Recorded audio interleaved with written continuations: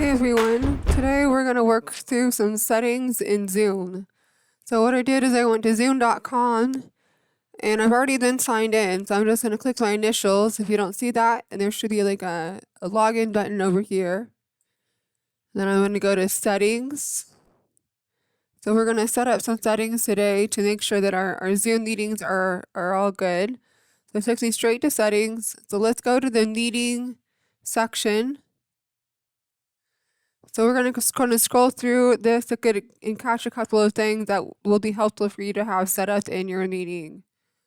You want to make sure that your waiting room is enabled, or I guess you can, you don't have to. But this will allow participants to join and they will stay in a waiting room before you would let them in. This is a good safety setting in case you have like a Zoom bomber or somebody who you aren't expecting to join your meeting room. You can control that with this setting turned on. If you need a password, you can require a password for your meetings. If you want to do that, you don't have to. Let's see, what else do we have? When you can change the settings to see how the participants and yourself join. If you want to always join with the video off, then you would just turn that off. But if you want everyone to join with the video on, then you can have that here as well.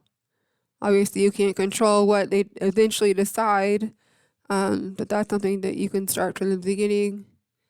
This is a setting if you want them to join and start a meeting before you get there.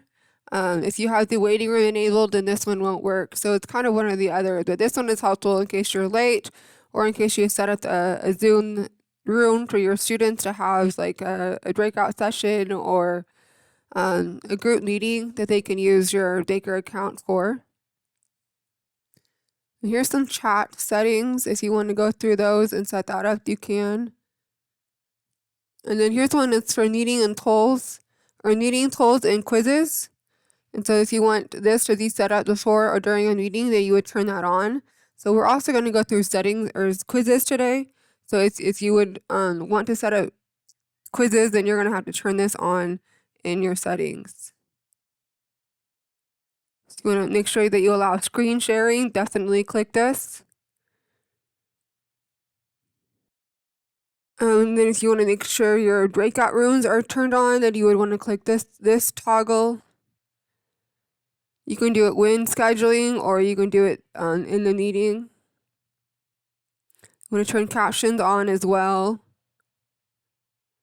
If you want people to be able to use a virtual background, you can turn that setting on. So this is for, all these settings are for the meetings that you set up. So this is kind of your control of the meetings that you set up.